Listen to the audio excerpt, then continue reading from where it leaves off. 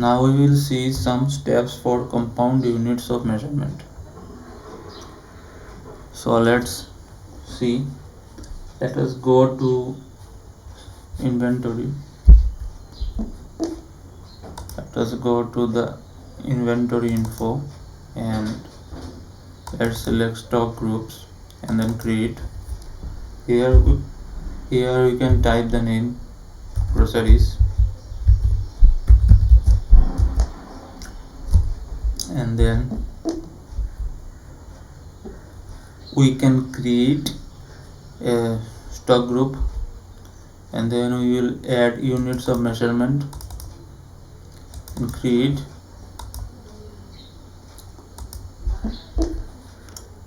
a units of measurement. We will first create simple units like kgs. It is already created gram, kg and kg to 1000 gram. First we have to create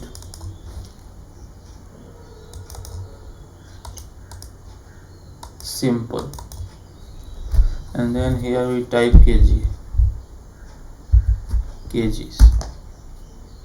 It is showing duplicate entry because I have already created this unit earlier, so it is now showing duplicate entry. So I escape and again create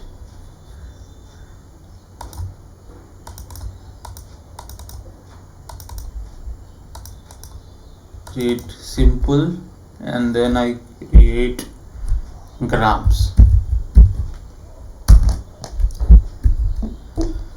and now I will create. First I will select kgs.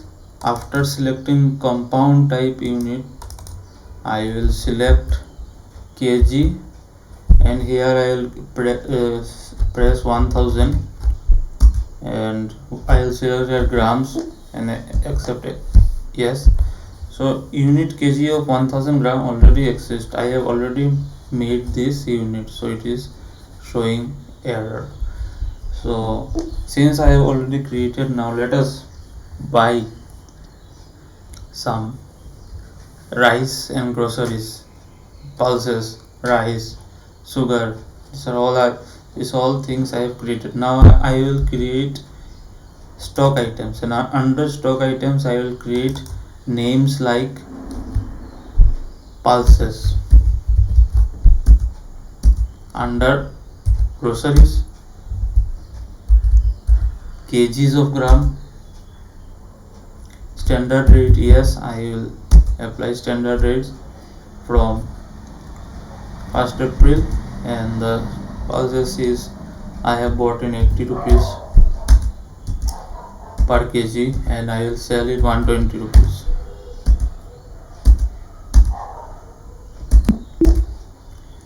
And if I now buy some rice for my shop, stock and stock them up, kg of gram. Always we will take unit kg of grams, never single grams, because if you want to sell 2.5 gram, then we have to use the units of 1000 grams, kg of 1000 gram unit.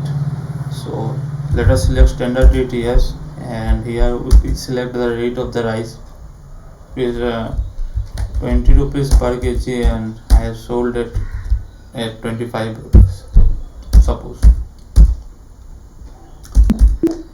Yes, so rice I have now sugar, suppose it is also grocery gram, standard rate is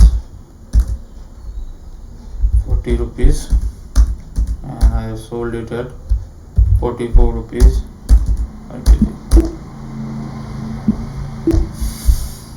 So this is, we have created the list of our stock groups. These are the things we have to stock in our shop godown, and then later we can sell our stock and make profit out of this. So accounts info if we want to first buy some stock, because we don't have now stock of rice or the other groceries. We don't have currently any stock, so stock is zero. So we first have to buy the stocks. For this we have the ledger of purchase. Let us see, the ledger of purchase is already there under purchase account. So we will now buy some groceries for our shop. So we are going to accounting vouchers, and then we will go to purchase. We will buy from AB Enterprise. We will buy as a voucher because it is very easy and it is not complicated. It is an easy voucher. So it is we are buying from Enterprise. We are buying at liability credit. Suppose we are giving first 2 rupees. New reference, purchase. Under purchase we are buying, see, these are the stock items that I will buy for my shop. First I will buy some rice. Let us may buy 100 kgs at the rate of 20 per kg. Now I will buy some pulses at the rate of 100 kgs pulses. Now I will buy some sugar. This is also, let's take 60 kgs sugar. We have bought this, so you can change from here to configure and change the to and buy into CR and DR. To means to and buy. We are the buyers, buy, and to means from the supplier. So you will change this. Yes, enter.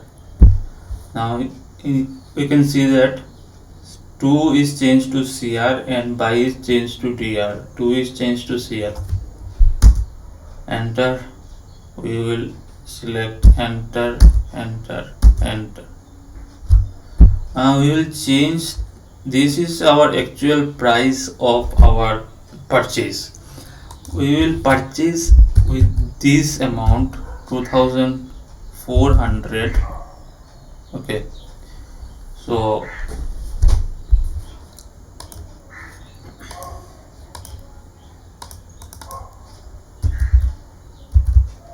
this is the purchase. We have successfully purchased on loan, means we have to return the amount in some future date.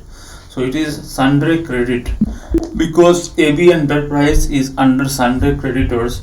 I have made the ledger under sundry creditors, so you can see that AB Enterprise is under sundry creditors. See, you can see here it is sundry creditors, so it is a current liability. I have to clear this liability in the future time. So we will go back and we can see our balance sheet. We can press LT plus F1 and then we can see that this is our sundry creditors amount, 12,400 rupees. We have bought it from whom? If we double click it, we will see the sundry creditors. If we again press enter, we can see the name of the shop, AB Enterprise. So all the details are there in our balance sheet. So let's pay the money back to AB Enterprise. To pay the money back to AB Enterprise, we will go into receipt, or you can also go to payment. Payment, we will select cash. We will select AB Enterprise. See, here it is showing that I have 12,400 rupees due to be paid to AB Enterprise. So I will pay 12,400 rupees, clear the amount against reference. Now it is a new reference. We'll press enter. So if I now check and go and see balance sheet, I can see that my current liabilities or sundry creditors is now gone, and my cash has been decreased from 1 lakh to 87,600 because 12,400 is used to buy groceries stocks. This is my stock summary. This is what I have bought using my cash 1 lakh rupees, and this 1 lakh rupees is used to buy stock items for my grocery. It is the stock summary, and it is the date here. 100 kg price is 8,000, means per kg is 80 rupees. I can divide 8,000 by 100 kg to find the price per kg. So if I now want to create a standard price for my grocery items, so what I will do, I will go to inventory info and then I go to stock items and go to alter. I will go select stock items and go to stock items, alter pulses. I go pulses. Here I can press enter, and here I can select standard rates. Yes, so it is already given. Actually it is given, but I have to select it under pressing F12 and then again F12. F2. This is, I have to select F12 then F2.